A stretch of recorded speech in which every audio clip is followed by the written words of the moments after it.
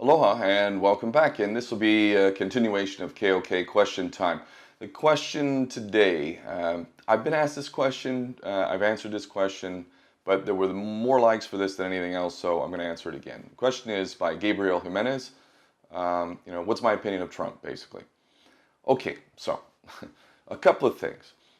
Hillary Clinton was the chosen one. I'm absolutely sure of this. However, Hillary Clinton is such a high-level traitor, like to another degree of treason, that there were and are many in the higher-ups, especially within the military. It would have been the straw that broke the camel's back. And while Hillary had been anointed and was the chosen one to become the next president, it became clear to the powers that be that they could not select her. Now, make no mistake, the elections in America are not elections, they are selections.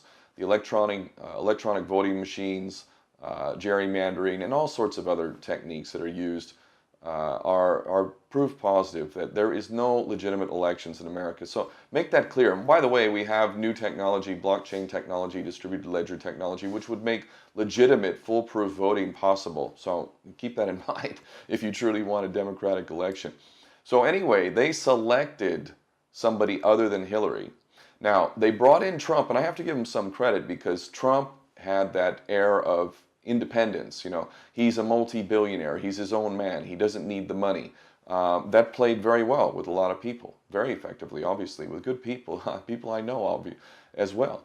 And the media hated him, right? So he's adversarial, and he's pointing out that the media isn't legit. Of course, those of us who are paying attention have known that the mass media is nothing but propaganda for decades now. But Trump was allowed to say it. He was authorized to say these populist messages. He was also allowed to say that he was going to appoint a special prosecutor for Hillary Clinton, which of course he has not done. He was saying a lot of the things that were very populist, such as, these policies in the Middle East were horrendously unpopular. Many people know that 22 American service members a day are committing suicide because they've been sent off to fight wars for Israel. And he was saying during the whole elections process that Syria was stupid. We shouldn't have anything to do with it. We get nothing out of it. Obama, is wrong to do this. Da da da da. And of course, he totally reverses that as well. It's the same pattern. You can say whatever you want, and what they're saying, those that are defending Trump and supporting Trump, they're saying he was playing 4D. I hear 5D chess and this kind of nonsense. Right, so when he does things that are completely counter to the interests of the American people, continuation of the never-ending war policies for Israel, it's 5D chess. So it wasn't 5D chess when Obama was doing it or Bush, but it is with Trump because, I don't know, whatever. The other thing that I have pointed out about Trump, he's an egomaniac on steroids. Now, in a better world, in a healthy world, we would automatically disqualify somebody for that office, public office, as an ego fucking maniac. Are you kidding me? Come on. We want people who are actually genuinely compassionate, who have altruistic and spiritual motivations that go beyond themselves and their own self-enrichment, their own delusions of grandeur and egotistical view of themselves. So Trump would be disqualified in a healthy world, but we're not living in a healthy world. So fair enough, a multi-billionaire egomaniac gets to run for president and become the president. And ultimately, this is all on the back of he's adversarial to the mainstream media.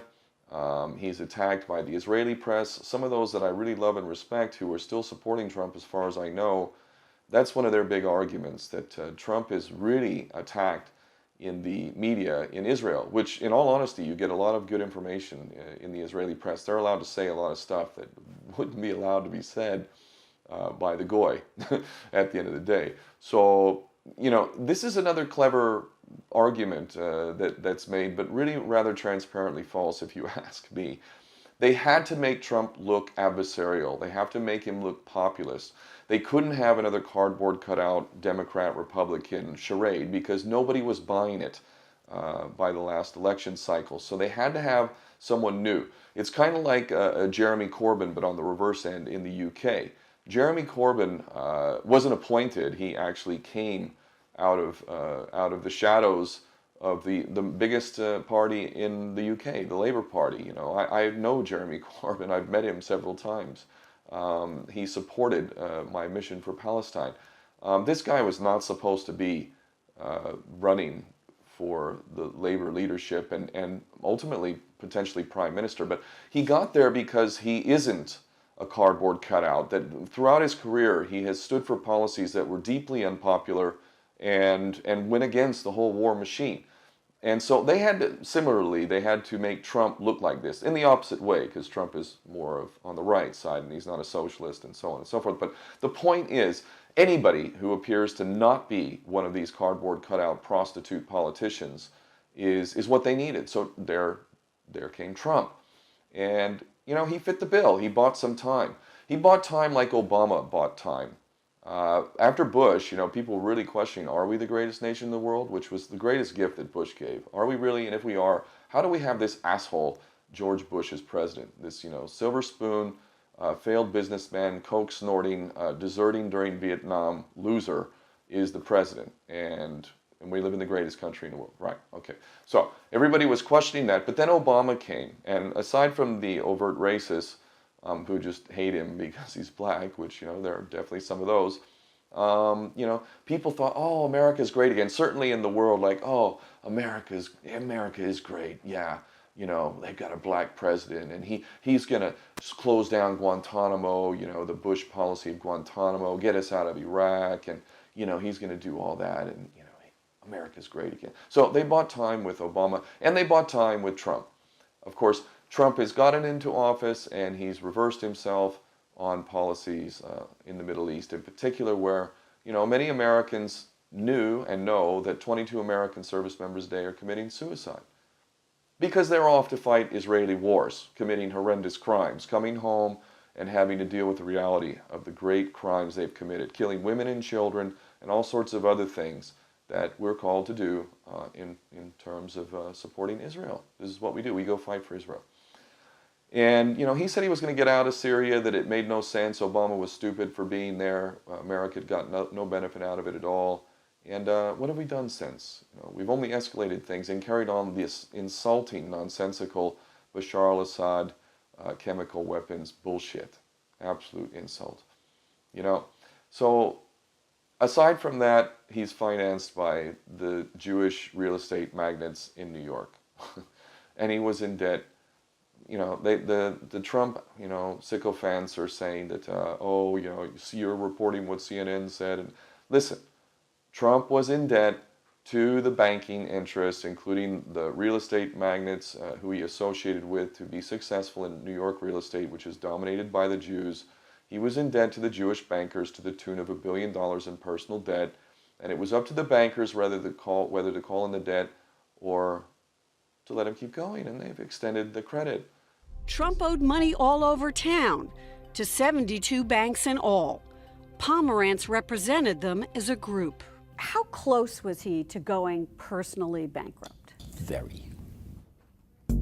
Trump makes a point of saying he never went personally bankrupt.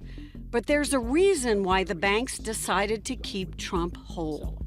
We made the decision that he would be worth more alive to us than dead. Dead meaning in bankruptcy. We don't want him to be in bankruptcy. We want him out in the world selling these assets for us. So you wanted him alive because he was a salesman and could best sell his own properties. That's correct. We kept him alive to help us. He's owned by them.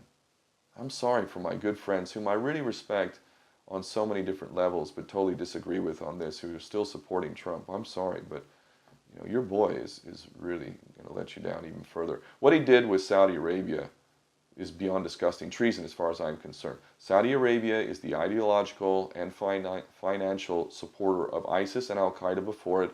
ISIS and Al-Qaeda, according to the official version of history, have killed Americans, beheaded Christians, and done all sorts of nasty stuff, bombings around the world and whatnot. And Saudi Arabia is the ideological financier, supporter and financier of ISIS and Al-Qaeda, and Donald Trump sold hundreds of billions of dollars worth of weapons to them. That's treason. That's material aid and support for terrorism. That's against the law. So I don't know how anybody in their right mind can support Trump. At the same time, I don't subscribe to this leftist, ridiculous, fake liberal ridiculousness that equates Trump with being, the devil incarnate. This is beyond silly to me as well. And I don't buy into the whole we need to fight each other and really scream at each other and go nuts. Trump is an asshole, and he's doing all sorts of stuff that's making the world a dangerous place and proving once again that the American government is owned by Jewish supremacist interests, and the U.S. Congress is a den of thieves who serves them. He's only continuing that policy. He's not really all that different, And the fact that you weren't so bothered by Obama really just belies how stupid you all are. And I don't really care how popular it is to say it, because it's true. None of these assholes are going to save us or serve us. They serve themselves, and they serve the bankers primarily. Okay, so that's that question. Now, the other question is, which is kind of related, this got the second most requests. And let's see, who's this by? By Bounce Night 2. Can Zionism be stopped even though these evil people rule the world? Okay, so, it's important to understand that it isn't just Jews, it isn't just one group, and really, when we get down to it, those that are running the world are satanic. They aspire to be gods. Those at the very top of the pyramid. That is their goal. And they're breaking natural laws, universal laws, in order to try and achieve something which isn't achievable. Now, this is sort of a spiritual kind of understanding that I have, but I'm not alone in this, There are natural laws. Do you believe in karma? Do you believe what comes around goes around, What goes around comes around? Do you believe that there will be judgment, Whether you believe in a monotheistic version of judgment or a karmic Eastern philosophy version of judgment, i.e. karma, or any of those associated principles, it is very, very easy to understand that while those in power have this power, actually the only way they've managed to get it is that we as people have relinquished that power to them. This is the really profound truth that people haven't fully understood yet, but more and more are. We have given them power, and primarily we've given them power through the financial system. This is the main vehicle and tool that is being used to oppress us. We don't need to use that system. We can create our own financial systems that actually serve humanity and ultimately transition into a world in which really money would be irrelevant and completely unnecessary, which is definitely going to happen if we move the way I believe we will. So the Zionists are a patchwork of different psychopaths and sociopaths working together. We get into endless arguments about who exactly it is, the Jesuits or the Illuminati or the Archons or reptilians or the Jews or whatever. The bottom line is, it's indisputable that the financial system is the main method. The tool is monetary control and policy, usury, indebting us. Having an artificial state of scarcity in which those who run the world have an infinite supply of money while us dipshits are fighting for the crumbs. And we're easily manipulated into fighting each other. It's the immigrants. The fucking immigrants are taking my jobs. And, this is the kind of stupid argument that we get easily manipulated into, that the powers that be are fostering. They're creating for us, all because they've created an artificial scarcity in which they have an infinite supply of money and resources, and we're all fighting for the crumbs that are left over. We don't have to live like that. The world is actually abundant, but it's badly, badly, badly run. And it's because we've allowed that to be run. So, can we beat them? Yes, of course we can. In fact, the only power that any of these assholes have is the power that we have given them. And this is the big secret that's becoming more and more known. And it's part of why I'm so optimistic. As an example, one last point in parting. How popular do you think it might be once the idea gets spread a little bit to say, you know what? Okay, we asked the question, who are we in debt to? You keep telling us we're in debt. Who are we in debt to? The answer to that question is quite simple.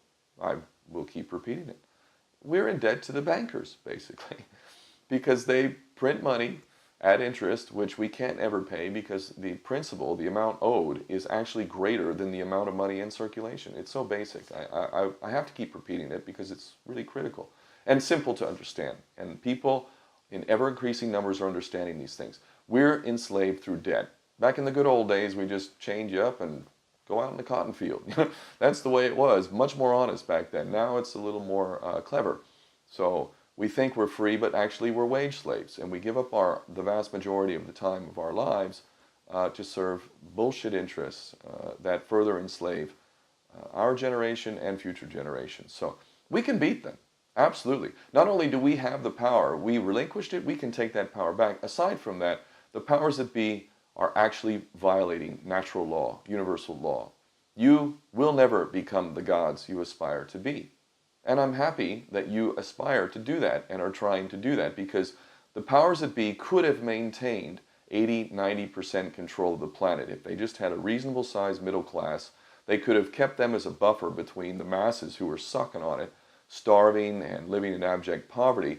If they kept a middle class that was large enough, then they would use them as a buffer to protect themselves from the downtrodden.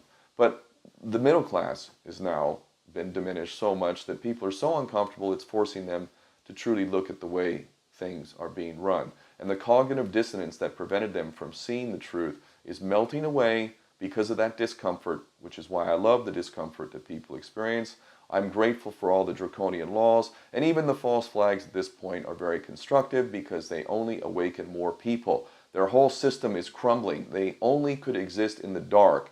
And as we, people of conscience, understand the truth and become more aware of the truth, we effectively are shining a light on a place that has been hidden in the dark, which is the level of tyranny and the method of tyranny that these bastards have been using to run the world. So not only can we beat them, we will beat them. Or we'll destroy the whole planet. You know, but that's why I'm confident, you know, really. Maybe we just need another option. I have some ideas about that. So stay tuned. I promise you, 2018 is when big, big things are going to happen for good.